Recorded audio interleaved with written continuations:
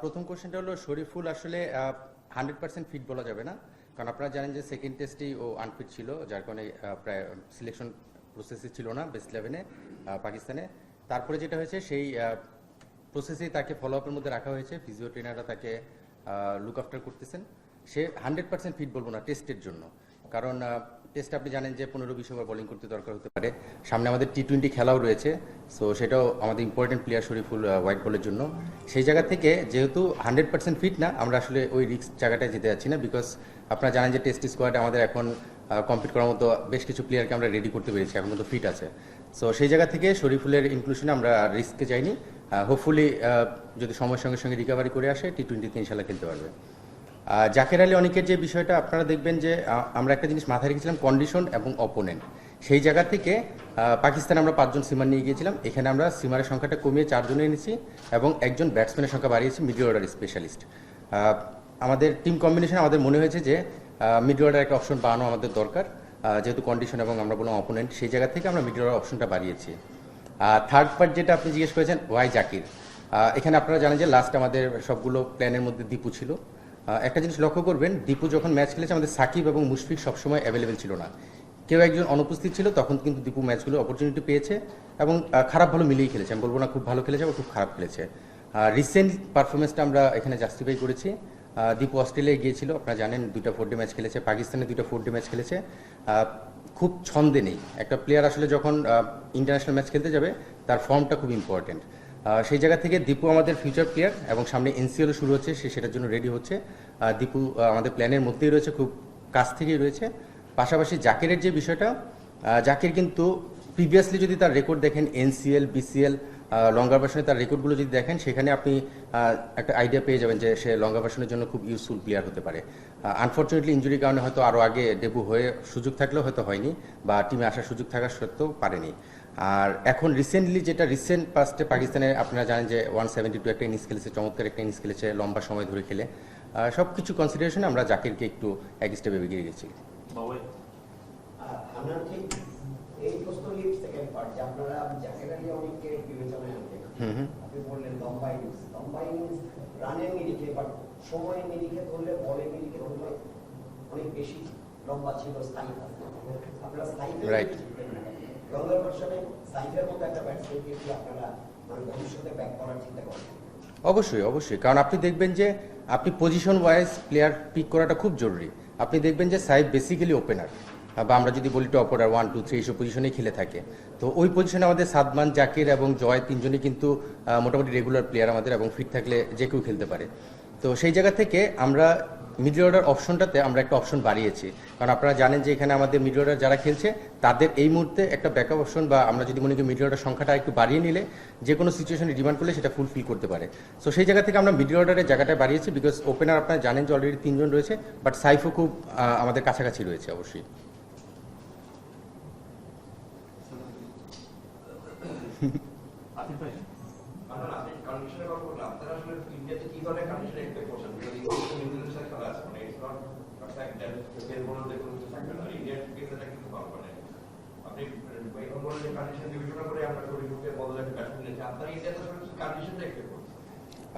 Condition বলতে এখানে চেন্নাইতে খেলা হচ্ছে আর কানপুরে খেলা হচ্ছে, তো তারা সিমিং উইকেটও করতে পারে।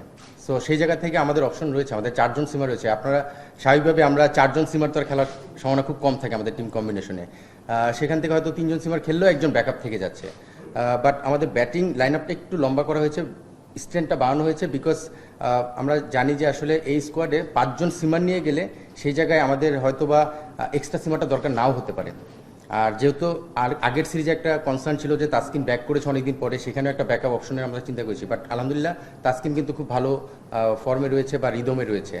তাসকিন এসেও কিন্তু টেস্টে ভালো বোলিং করেছে। সো সেই জায়গা থেকে সিমিং অপশনটায় আমাদের এখন ওই 4 জন সিমার দিয়ে আমরা সেই কভার করতে পারি। আসলে কন্ডিশনটা হোম সিরিজ হলে সাধারণত সবগুলো টিমই তাদের একটা অ্যাডভান্টেজের কথা চিন্তা রেখেই করে, সেই জায়গা থেকে তারা তাদের মতো করতে পারে। বাট আমাদের পেস, স্পিন আপনি যদি দেখেন 2টা ডিপার্টমেন্টে কিন্তু আমরা সেখানে কভার করেছি।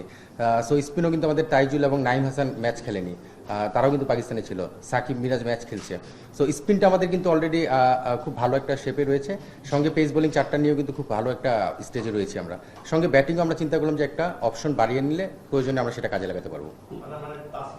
যে ক্লিয়ার করলেন তাসকিনের ব্যাপারে আসলে আপনাদের প্ল্যানটা কি? তাসকিনের যে মানে যে ইনজুরি ছিল এর আগে বড় সেকেন্ড টেস্ট খেলছিল এবং বরাবরই বলা হচ্ছে তাকে একটু রোটেট করে কারণ হবে মানে তার প্ল্যানটা কি বলতে ইন্ডিয়ার জন্য মানে আপনার ব্যাটিং যে ব্যাটিং এত লম্বা ব্যাটিং করে তার জন্য বড় সেটটা ইন্ডিয়া কি হলো এস তাসকিন পরের পরটা আমি বুঝিনি, আরেকবার বলবেন। আগে তো তাসকিনকে তাস্কিনেরটা বললেন, হ্যাঁ। সেটা বুঝলাম। সেটা ক্লিয়ার। তারপরে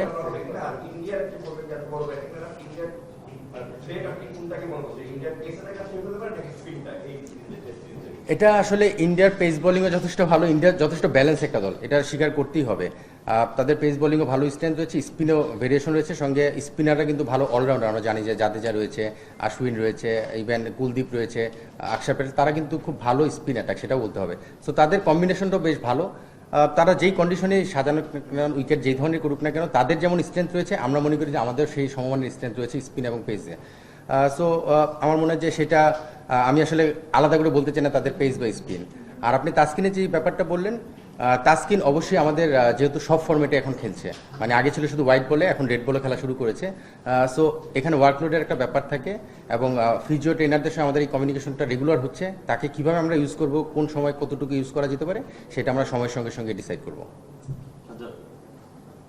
পাকিস্তানের বাংলাদেশ পেস অ্যাটাক দারুণ সামলেছে, তো ইন্ডিয়া থেকে স্পিনটা খেলা বাংলাদেশের জন্য একটু সেফ হবে কিনা? বাংলাদেশ আর ইন্ডিয়ার স্পিন যদি কম্পেয়ার করেন মানে কোথায় রাখবেন? ইন্ডিয়ার স্পিন পাকিস্তানের সামনে আমরা যে টিমটা দেখলাম যারা খেললো, সেখানে স্পিনটা তাদের খুব ইন্ডিয়ার মতো স্ট্রং বলবো না, এটা স্বীকার করতে হবে। তারা পেস দিয়ে মেনলি আমাদের অ্যাটাক করতে চেয়েছিল, সেটা আমরা হ্যান্ডেল করেছি খুব সাকসেসফুলি। স্পিন যেটা হয়েছে, এখানে আপনি আশ্বিন জাদেজার মতো এক্সপিরিয়েন্স প্লেয়ার রয়েছে, তাদেরকে হ্যান্ডেল করাটা তো অবশ্যই একটা চ্যালেঞ্জ থাকবে। বাট আমাদের প্লেয়াররা কিন্তু এমন না যে নতুন খেলছে, আপনি দেখবেন আমাদের ব্যাটিং লাইন আপটা বেশ এক্সপিরিয়েন্স একটা দল কিন্তু আমরা এখন। সো পেস যেহেতু আমরা হ্যান্ডেল করেছি সাকসেসফুলি, এখানে যদি স্পিনটা আমরা হ্যান্ডেল করতে পারি, আমার মনে হয় খুব ভালো কম্পিটিটিভ ম্যাচ আমরা আশা করতে পারি। এবং আমাদের টিমের সেই অ্যাবিলিটি আছে যে আমরা স্পিনও হ্যান্ডেল করতে পারি।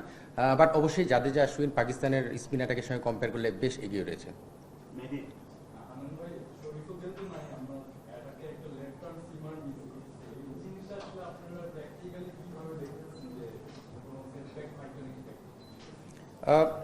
লেফট আর্ম একজন পেস বোলার থাকলে যেটা হয়, টিম কম্বিনেশন অনেক সময় একটা ভেরিয়েশনের অপশন থাকে, কিন্তু আসলে এখন তো আমাদের অপশন আসলে নেই। আমরা যদি দেখি আমাদের পেসের যে একটা পুল যদি আমরা দেখি, সেখানে left arm pace bowler Mustafiz এবং শরীফুল্লাহ আমাদের প্রাইম পেস বোলারের মধ্যে পড়ে। যেহেতু মোস্তাফিজ আমাদের এই ফর্মেটটা খেলে না, সেখানে শরীফুল যেহেতু একটা ইনজুরি কনসার্ন রয়েছে, তো স্বাভাবিকভাবে আমরা করিনি, তাকে আর চিন্তা করিনি টেস্টে। বাট হ্যাঁ, এই অপশনটা হলে একটা ভেরিয়েশন আসে। বাট আমি সবসময় একটা জিনিস বিলিভ করি, আসলে রাইট আর্ম লেফট আর্ম যেটাই হোক, বেস্ট প্লেয়ারটা খেলা জরুরি। আপনি দেখবেন আমাদের ব্যাটিং লাইন আপে বেশ অনেক লেফট হ্যান্ড ব্যাটসম্যান রয়েছে, কিন্তু এখানে লেফট হ্যান্ড রাইট হ্যান্ডের চেয়ে আমার বেশি ইম্পর্টেন্ট হচ্ছে সে আমাদের কতটুকু সাকসেসফুল প্লেয়ার হতে পারে এবং কতটুকু অ্যাবিলিটি তার রয়েছে। সো সেই জায়গা থেকে কনসিডারেশনে আমাদের রাইট হ্যান্ড বলার যারা বোলিং করবে, আমার বিশ্বাস যে তারাও সেটা ডেলিভার করতে পারবে। বাংলাদেশ আপনার পাকিস্তানে যাওয়ার আগে লং টার্ম একটা ক্যাম্প করেছিল, রাইট। এবং সেখানে মানে যে কর্মসূচি হবে সেগুলি তারা প্ল্যান করে ইন্ডিয়াতে যেটা হচ্ছে সেটা বোলিংটা বলটা চেঞ্জ হয়ে যাচ্ছে, বল থেকে ডিফারেন্ট, এটাকে প্র্যাকটিস করার লম্বা সময়টাও পায়নি। আপনার এখানে যে কয়েকদিন পেল, এটাকে আপনারা যথেষ্ট মনে করেন কিনা যে ওখানে অ্যাডাপ্ট করে ওই সময়ের মধ্যে খেলতে পারবে ভালো ক্রিকেট? এটা তো একটা চ্যালেঞ্জ থাকবে, বাট ইন্টারন্যাশনাল প্লেয়ার আমাদের, আপনি যদি টিমটা দেখেন, ম্যাক্সিমাম প্লেয়ার কিন্তু প্রচুর ম্যাচ খেলা এক্সপিরিয়েন্স রয়েছে। সো এই অ্যাডাপ্টটা তারা করে অভ্যস্ত। চ্যালেঞ্জ তো থাকবেই, বাট এনাফ কিনা সেটা বলবো না। এনাফ আসলে পারফরমেন্সের পরে বোঝা যাবে যে আসলে কতটুকু প্রিপারেশন আছে, বাট আমার বিলিভ যে প্লেয়াররা সেটা অ্যাডজাস্ট করে নিতে পারবে। আর পাকিস্তানে যাওয়ার আগে যে লম্বা সময়টা ছিল, আসলে আমাদের T20 ফর্মেটে আমরা বেশ অ্যাক্টিভ ছিলাম তখন আমাদের ইন্টারন্যাশনাল ক্যালেন্ডারে, বাট টেস্ট ক্রিকেটে হয়তো আমাদের অ্যাক্টিভিটিস কম ছিল, তখন প্রিপারেশন নেওয়ার সুযোগ ছিল।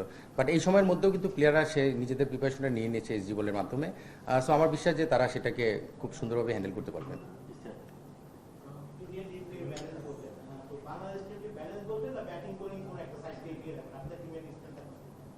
আমার তো মনে হয় চমৎকার ব্যালেন্স একটা দল। আপনি যদি দেখেন আমাদের 4 জন সিমার রয়েছে, 4 জন স্পিনার রয়েছে, ইনক্লুডিং 2 জন অলরাউন্ডার সাকিব এবং মিরাজ। আমি যদি জেনুইন 8 জন ব্যাটসম্যানের সঙ্গে ওই যে সাকিব মিরাজকে ঢুকাই, তাহলে কিন্তু 10 জন ব্যাটসম্যান হয়ে যাচ্ছে। সো 4 জন স্পিনার, 4 জন পেস বোলার, 10 জন ব্যাটসম্যান। সো আমাদের মানে ব্যালেন্সের জায়গা থেকেও কিন্তু আমরা কোনো দিকে পিছিয়ে নেই। সো তাদের যেমন আমি বললাম অলরাউন্ডার রয়েছে, আমাদেরও কিন্তু 2 জন এস্টাবলিশড অলরাউন্ডার রয়েছে। সো সেই জায়গা থেকে আমি মনে করি যে আমাদের টিমও যথেষ্ট ব্যালেন্স, পেস, স্পিন এবং ব্যাটিং ডিপার্টমেন্ট সব দিক থেকে মিলে বেশ ব্যালেন্স একটা দল। সাইদ ভাই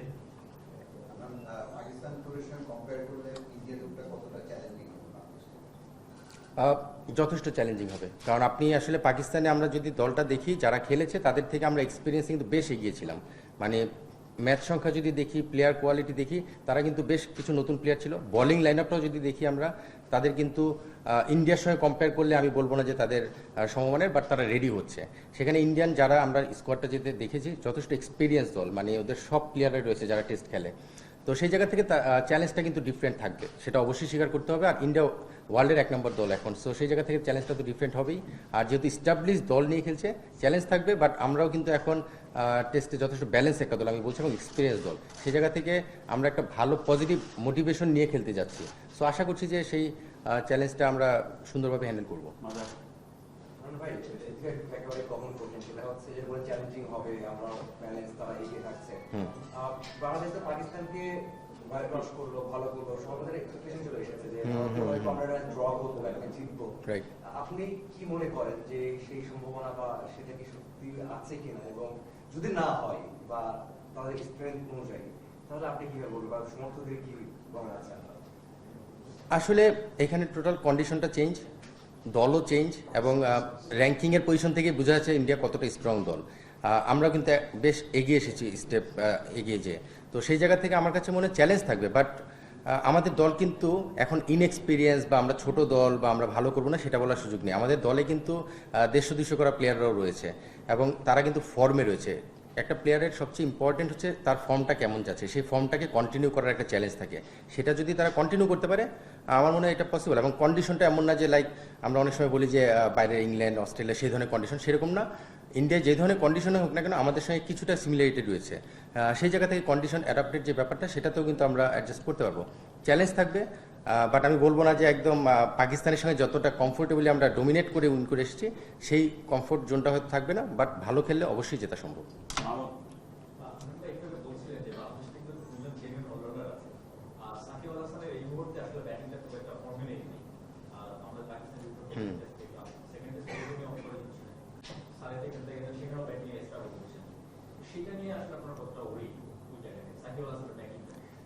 সাকিবের ব্যাটিংটা আসলে ছন্দে নেই, এটা আমি যেটা একটু আগে বললাম যে ফর্মটা খুব ইম্পর্টেন্ট। সাকিব ফর্মে নেই। আবার টেস্ট ক্রিকেট একটা বিষয় কি, ফর্মে ফেরার সময়টা থাকে।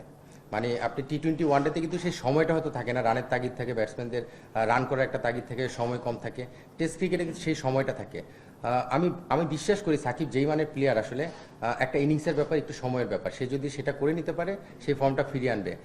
সবচেয়ে বড় অ্যাডভান্টেজ হচ্ছে সাকিব যদি দলে খেলে, আমরা দেখছি যে সে 5-6 এইসব পজিশনে ব্যাটিং করবে, আমরা সোফার চিন্তা করি। এটা কিন্তু অপোনেন্ট টিমের জন্য একটা চিন্তা যে সাকিব উইকেটে রয়েছে। এই 2-4-5 ইনিংস দেখে কিন্তু সাকিবকে কেউ রেট করে না, সো আমরাও রেট করতে চাই না। সাকিব একজন অলরাউন্ডার এবং ব্যাটসম্যান হিসেবে ওই পজিশনের প্লেয়ার। জাস্ট একটা ইনিংসের ব্যাপার, সেটা করে ফেলতে পারলে, সময় নিয়ে যদি করে ফেলতে পারে, আমার মনে হয় যে সে তার ফর্মে ফিরে আসাটা সময়ের ব্যাপার।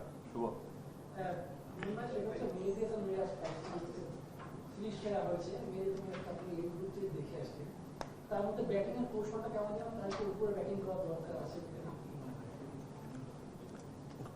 অবশ্যই উপরে ব্যাটিং করার যদি সময় আসে সেটা করবে। এখন আসলে টিম কম্বিনেশনে, টিম ব্যালেন্সিংয়ের কিছু ব্যাপার থাকে, টিম কম্বিনেশনের কিছু ব্যাপার থাকে।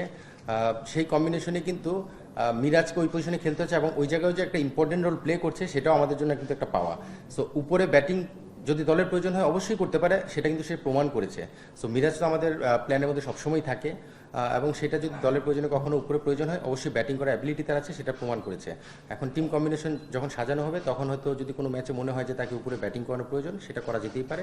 সে প্রুভেন প্লেয়ার।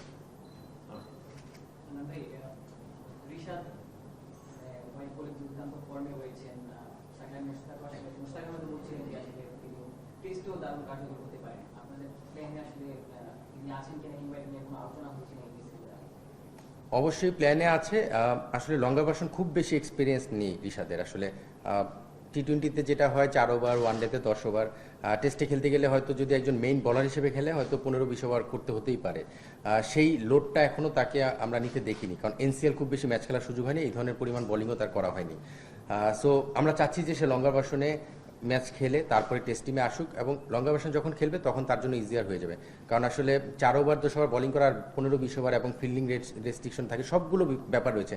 রিশাদ যদি টিমে চলে আসে এটা কিন্তু একটা বিশাল পাওয়া হবে, কারণ আমরা জানি যে লেগ স্পিনার যে কোনো ফর্মেটে কিন্তু ডেঞ্জারাস হয়ে যেতে পারে। সো রিশাদ যদি টেস্ট টিমে আমাদের রেডি হয়ে আমরা ইনক্লুড করতে পারি সেটা অবশ্যই আমাদের জন্য একটা পাওয়া হবে, বাট আমরা তাড়াহুড়া করতে চাচ্ছি না, আমরা সময় নিচ্ছি তাকে রেডি করে তারপরে আনবো, যেন হুট করে যে একটা চ্যালেঞ্জের মুখে পড়ে আবার নেগেটিভ ইম্প্যাক্ট না পড়ে। সো সেই জায়গাটা আমরা নজর রাখছি, বাট রিশাদ আমাদের প্ল্যানে রয়েছে, সামনে এনসিএল আছে, সে সেই ফর্মেটটা খেলবে, খেলে তারপরে তাকে আমরা দেখবো যে আসলে কি অবস্থায় রয়েছে। সজল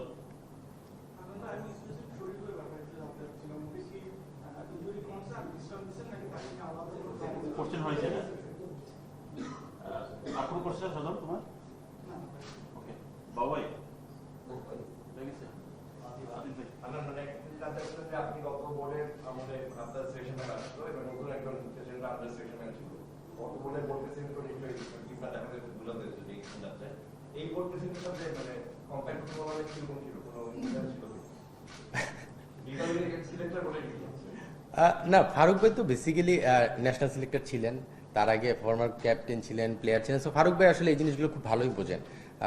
স্বাভাবিকভাবে আমাদের যেটা ক্রিকেট বোর্ডের প্রসিডিউর যে আমরা সিলেক্টররা টিম অপারেশনসে দিই, সেখান থেকে যে প্রেসিডেন্টের কাছে সাইন নেওয়ার পরে সেটা প্রেস রিলিজে আসে বা মিডিয়ার সামনে আসে। তো সেখান থেকে ফারুক ভাইয়ের কাছে যাওয়ার পরে যদি কখনো কোনো কোয়ারি থাকে ফারুক ভাই অবশ্যই আমাদেরকে জিজ্ঞেস করবেন। সো প্রেসিডেন্টের যদি কোনো কোয়ারি থাকে জিজ্ঞেস করবেন, বাট এখন পর্যন্ত এই টিমটাই তো আমরা দিলাম আসলে বেসিক্যালি, তো এই টিম দেওয়ার পরে সে ধরনের কোনো কোয়ারি আসেনি, বাট অবশ্যই প্রেসিডেন্ট অলওয়েজ সেই বিষয়গুলো অবজার্ভ করবেন যদি দরকার হয়। গত পাকিস্তানের সঙ্গে টেস্ট সিরিজে জেতার পরে একটা চর্চা খুব বড় আকারে হচ্ছে ভক্তদের মধ্যে, আইসিসি টেস্ট চ্যাম্পিয়নশিপের ফাইনালে আসলে ওই চান্সেসটা ক্রিয়েট করা যায় কিনা, তো আপনাদের মধ্যে কি এই চর্চাটা বা এই চিন্তাটা আছে কিনা? অনেস্টলি যদি বলেন আমরা এটা চিন্তাই করিনি, আমরা চিন্তা করছি যে আসলে এই সিরিজটা স্টেপ বাই স্টেপ, আমরা পাকিস্তান সিরিজের আগেও কিন্তু এই চিন্তাটা কারোর মধ্যে ছিল না। পাকিস্তান সিরিজে ভালো করার পরে আমরা র্যাঙ্কিংয়ে উপরে উঠে আসার পরে একটা ক্যালকুলেশন মেলানোর চেষ্টা করা হচ্ছে। প্লেয়াররা যখন খেলতে নামে তখন আসলে অন্য কিছুই চিন্তা করে না, আর এই র্যাঙ্কিংয়ের বিষয়টা অফ দ্য ফিল্ডে হয়তো অনেক আলোচনা হতে পারে, বাট আমাদের সিলেকশন প্যানেলের মধ্যে আসলে এই বিষয়টা নিয়ে একদমই আলোচনা হয়নি এবং আমরা এটা নিয়ে আসলে ভাবতেও চাচ্ছি না, কারণ আমরা জানি যে প্রতিটা ম্যাচ প্রতিটা সিরিজ ইম্পর্টেন্ট। তো সেই জায়গা থেকে আমরা ম্যাচ বাই ম্যাচ বা আপনি যদি বলেন সিরিজ বাই সিরিজ আমরা আগাতে যাচ্ছি, সময়ের সঙ্গে সঙ্গে যেটা যেখানে যাবে আমরা সেটার সঙ্গে মিলে যাবো আর কি। জ্যোতি কোচ কিংবা অধিনায়কের বিশেষ কোনো চাওয়া ছিল কিনা, বিশেষ করে জাকিরকে নেওয়ার ক্ষেত্রে আমাদের কারো চাহিদা ছিল? এখানে জিনিসটা হলো কোচ ক্যাপ্টেনের সঙ্গে আমরা ডিসকাস করি, ফাইনাল কল দেওয়ার আগে ডিসকাস করি, বাট এই জিনিসটা আগেও আপনাদের সঙ্গে আমাদের শেয়ার করা হয়েছিল। এখানে স্কোয়াড যেটা সেটা কিন্তু সিলেক্টররা ফাইনাল অ্যাপ্রুভাল করে, ফাইনাল অ্যাপ্রুভ করে, মানে সিলেকশন পয়েন্ট অফ ভিউ থেকে। যখন বেস্ট 11 হয় তখন কিন্তু ক্যাপ্টেন কোচের প্রায়োরিটি বেশি থাকে, তারাই বেস্ট 11টা করে। এখানে কোনো প্লেয়ারের ব্যাপারে তাদের কোনো অপিনিয়ন থাকতেই পারে, বাট সেটা ডিসকাশনের মাধ্যমে যেটা হয়েছে আমরা ফাইনাল কলটা নেই, এবং এখানে কিন্তু জাকের, দীপু বা আরও বেশ কিছু নাম আসতে পারে, শরীফুল, আপনারা যেই নামগুলো নিয়ে আলোচনা করলেন সেই নামগুলো আসতে পারে, বাট ফাইনালি যখন অ্যাপ্রুভাল হয়েছে তখন কিন্তু এটাই ফাইনাল কল, এবং এটা নিয়ে আলোচনা আমাদের বেশ কিছু প্লেয়ার নিয়ে সবসময়ই হয়, এটা হওয়াটাই স্বাভাবিক এবং আমরা চাইও এটা হোক, এটা একটা হেলদি কম্পিটিশন। লাস্ট কোশ্চেন একেবারে অন্য একটা প্রশ্ন করি। ইন্ডিয়াতে কানপুর টেস্ট নিয়ে একটা আসলে হিন্দু সবার একটা থ্রেড ছিল, সেকেন্ড টাইম আবারও থ্রেড দিয়েছে, এবং এটা কি? কানপুর যে রাজ্যের মধ্যে আছে সেই রাজ্য সরকারও কিন্তু ওই বিসিসিআই কে বলছে বিষয়গুলো, তো সেই বিষয়ে আপনাদের মধ্যে আলোচনা হচ্ছে? একদমই জানি না, মানে কোনো আইডিয়া নাই। থ্যাংক ইউ সবাইকে।